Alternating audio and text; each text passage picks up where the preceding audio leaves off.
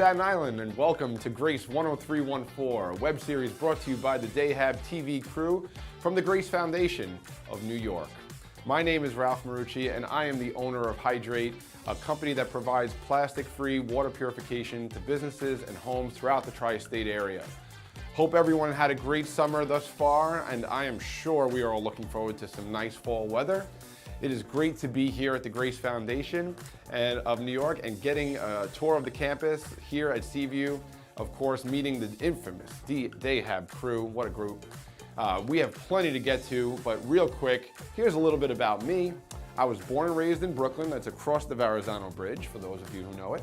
Went to PS 193 for elementary school, also known as the Gil Hodges School, who is now in the Hall of Fame. Woohoo! Very proud of that. I went to IS 240 in the gifted program and then transitioned to Xavier out in Manhattan, which was a heck of a commute to take every day. Much shorter than that was college, actually. I walked to Brooklyn College, where I actually met my wife and my work wife, also known as my business partner. When it comes to work, I have been doing this since college, actually. I did not go to school for hydrology. It wasn't what I majored in. It kind of fell in my lap, a new technology that replaced 5-gallon jugs. You might have seen those big, heavy jugs in the workplace. Our unit replaces the need for all of that. All the plastic, all of that goes away. With one turnkey solution from us, we connect the unit to the nearest cold water source. It purifies it of all the junk that you find in the drinking water down to basically nothing but H2O, which is what we want. And so I've enjoyed doing that work. It's helped people. We've saved billions of plastic bottles. And my goal is to help leave the world a better place than when I found it and impact people for the better. So drinking our water makes them healthier and happier and more hydrated, and that's part of our goal. My family is my real focus still at the moment, though. We have 3 sons who are very small, so a lot of my time is spent with them. We have a lot of fun together. We take some trips. We just went to New Hampshire on a lake. It was a really nice time. I like playing sports with my sons, my oldest especially. I play hockey myself. I enjoy still getting out there and still pretending that I'm young enough to do it. So I have fun still doing that whenever I get the chance. And then just great food, great eating, just like most Italians from New York, I think. Probably enjoying some nice meals here on Staten Island and still going back to my hometown of Brooklyn. Speaking of downtime, it is great to be spending some of that time right here. Right now, guest hosting 10314. We have a lot to get to today, so let's do it. On to the show, everybody. Enjoy.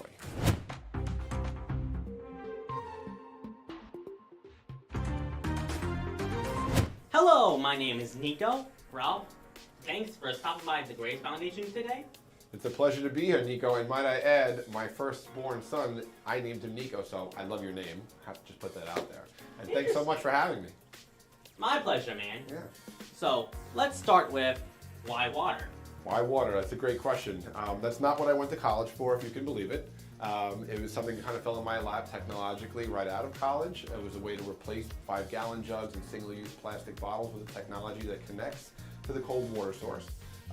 We love to do water because we provide the healthiest, cleanest water, where we take our normal tap and purify it down to nothing but H2O, which is all our body really wants.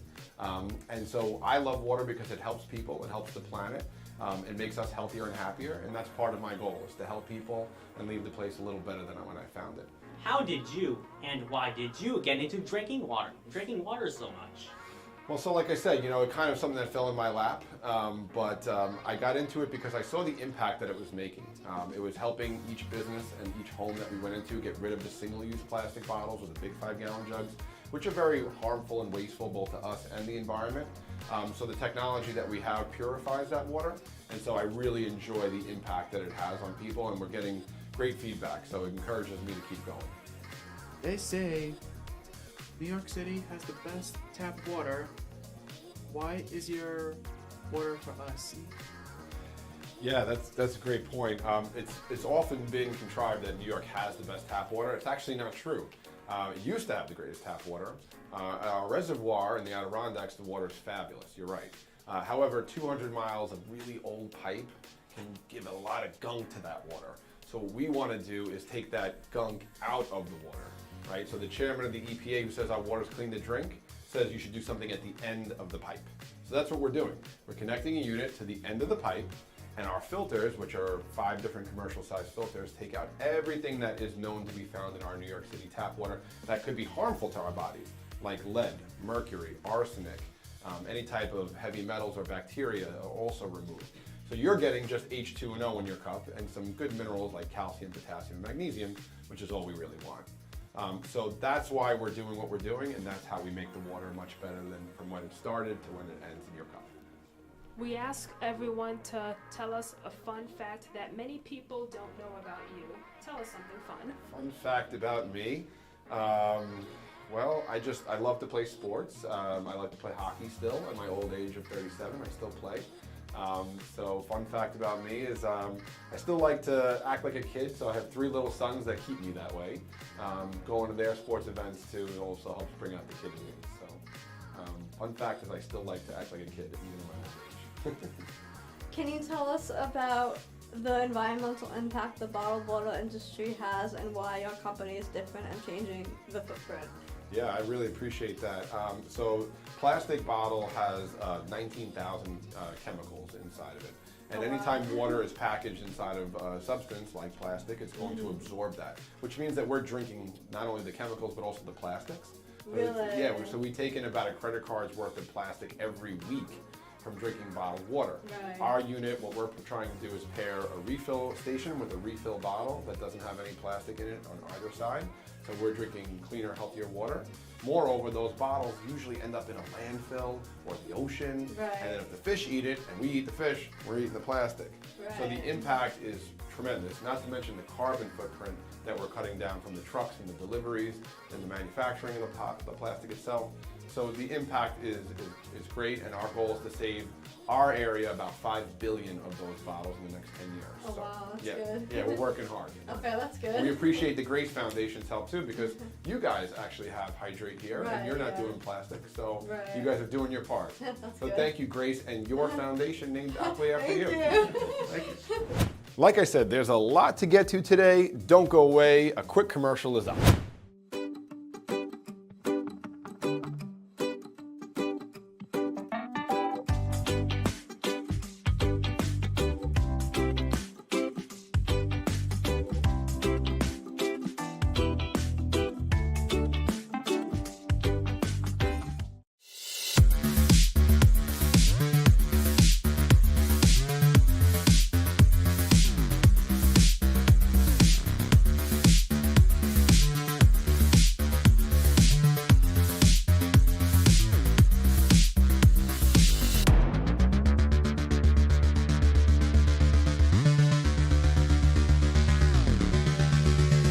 Commercials are done, finally.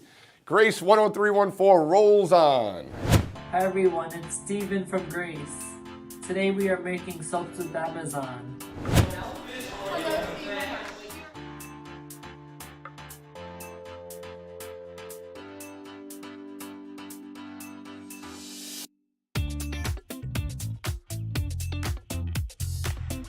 Amazon prides itself for giving, and so this was our month for global month for volunteering from August and September. So we really wanted to get together, and we generally have off-site meetings, but we wanted to build some meaning into it. So we came together as a group. So this is our team that covers all the sites between New York and Connecticut, and this is great. It's a team building for us as much as it is volunteering. So we really believe in giving back to the community, and so this is where we wanted to do it.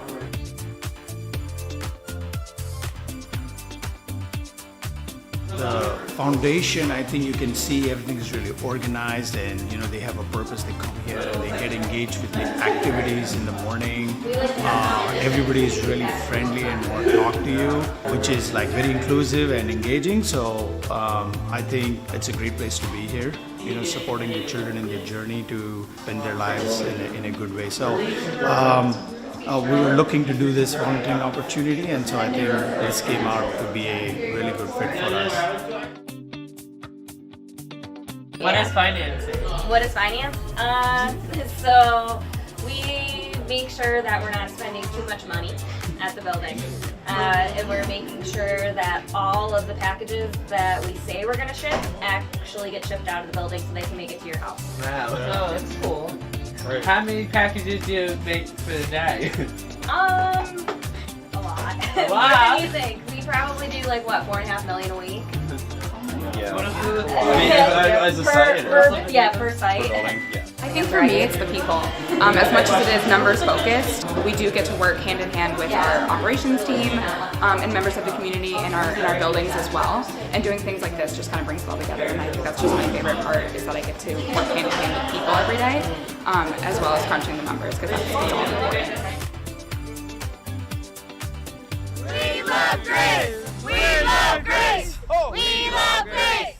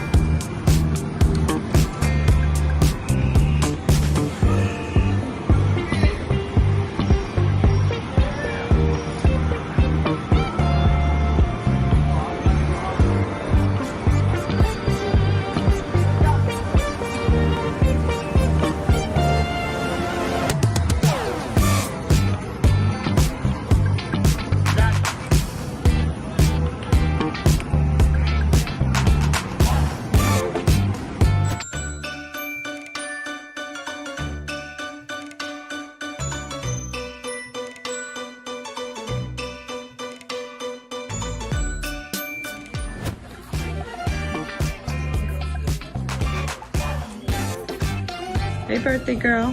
Hey, Miss Carol. So, just to let you know, the nail lady is painting the red nails polishes, and it looks going to be looking so pretty. And then when the painting the nails done, it will glow inside of the dark. Nice. Don't touch that keypad or swipe off this episode. More fun from the Dayhab crew right after this brief message.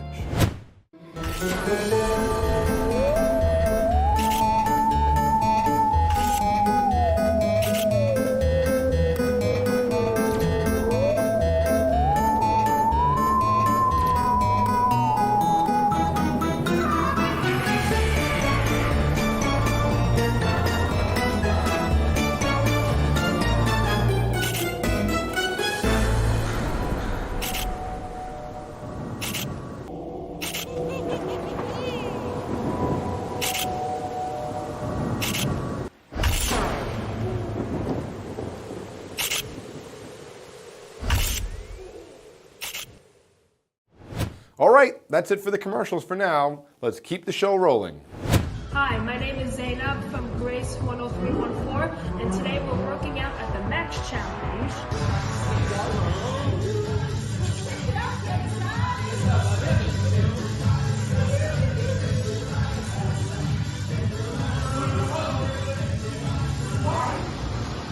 Like that, buddy. Hey. No, that's nice. No, that's nice. You're doing great. Good job. No, that's nice. Everyone sounds alike? Down to the hole? Yeah, that's you're exercising now, right? Nah, that's like, yeah, that's all like your head. You never want to dance it easy. Yeah. Like that. Yeah. Yeah. Maybe your weights are too light. You want to have your weights? Have your weights. There you go, guys. Put that work in.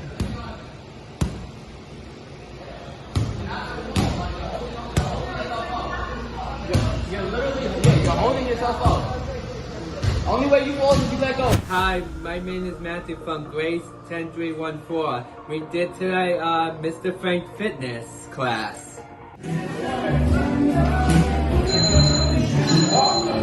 One more lap, guys. One more lap. One more lap.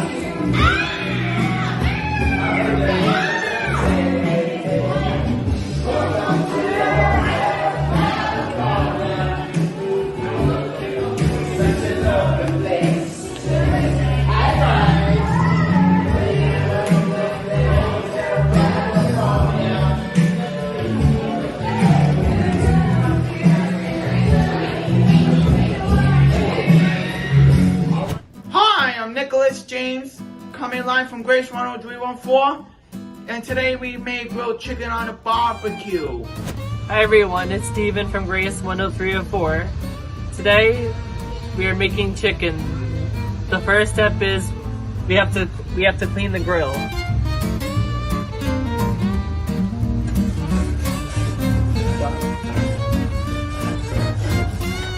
Hi, I'm Sarah from Grace 10314, and today we are seasoning chicken!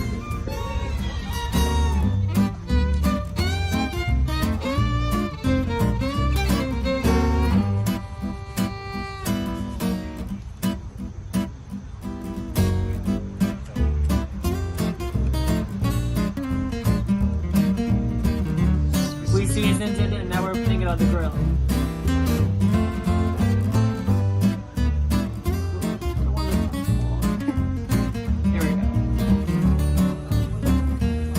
Good job, bud. Like I said, there's a lot to get to today. Don't go away. A quick commercial is up. February, March, April, and May. June, July, August, September, October, November, December. There are 12 months in the year. 12 months in the year. 12, 12, 12, 12 months in the year. January, February, March, April, and May.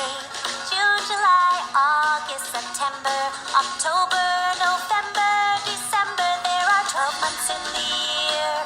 12 months in the year. 12, 12, 12, 12 months in the year. January, February, March, April, and May. June, July.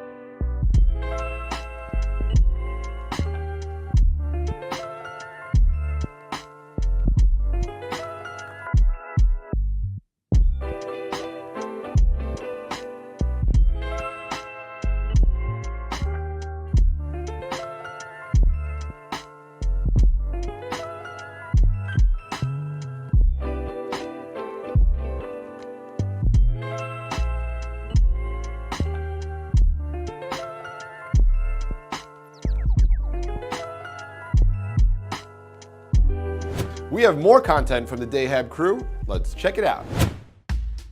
On this episode with Dan on the Street, Dan meets up with Clarity Financial's very own Liam Gilroy. Next on Dan on the Street.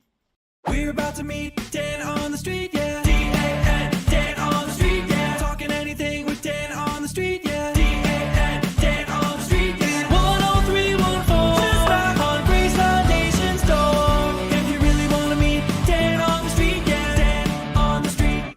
And joining us today, Liam Gilroy with Clarity Financial Strategies, also our co-host, Nick and Natalie from the Dayhab crew. Welcome, Liam. Thanks for having me, Dan. Thanks for joining. Why don't you start by telling us a little bit about your story, where you started, how you got here, how you ended up in financial planning? Pretty long story. I'll try to cut to the chase. Came out of college in the early 2000s. Goal was to work on Wall Street, be a master of the universe. Saw a lot of people in the late 90s doing very well in that space. And got my foot in the water at that time. And after about a year or so working down on Wall Street, had a bad taste in my mouth. There was a lot of issues. It was a difficult time in the market. It was shortly after 9/11, and I wasn't happy. Took a step back, debriefed a little bit, and I was working nights and working weekends in the restaurant space, bartending, waitering, and trying to feel my way professionally. And luck has it that a childhood friend here from Staten Island came in one night and talked about what he was doing in the financial planning career and thought I might be good at it. Shortly after that, I was interviewing in this space, and it all kind of took off from there. So you're a financial planner, okay. How can you make me independently wealthy in the future? I bet you hear that often. What do you say to people when they ask that? You know, it could be a very complicated question, but I think simple is usually the best and the most efficient. It really comes down to making sure you don't spend what you don't have. So ultimately, we all have our own personal balance sheet. We need to be aware of it. Working with an advisor sometimes allows you to quantify that. So every day, every week, every month, we all earn a wage when we're out there working. Making sure a percentage of that wage goes into savings for the mid and long term. So ultimately, it comes down to making sure you save. Work, family, community involvement. How and when do you finish time for yourself? Do you find time for yourself, and what do you like to do in that time? Two parts to that. First part is to keep a very tight schedule. Be organized. Every morning, I'm looking at my calendar, seeing what I have for that day. Every Monday, I'm seeing what I have for that week. And I try to stick to that calendar as best as possible. That's been very important to being able to balance work life. The other part is to do what you like to do, you know, to combine both your work and play.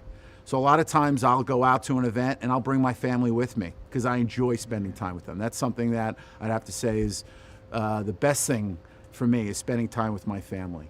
Outside of that, I love spending time with friends, and I love to be active. Swim, play basketball, be outside. That's some of the things I enjoy doing. You were a college athlete, weren't you? Yes, I was, Dan. Yeah. Where about? I went to West Virginia University. And you were on the swim team? I was fortunate enough to swim at WVU. Yes. Very cool. Now, do you think that being a college athlete was able to help structure that time in the day that you talk about?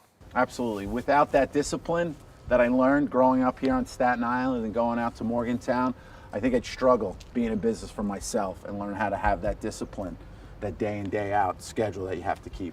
We are slowly coming out of the pandemic, and now we are seeing rising prices in gas and grocery stores. Some people don't have money left to save. Is there a formula that we should use?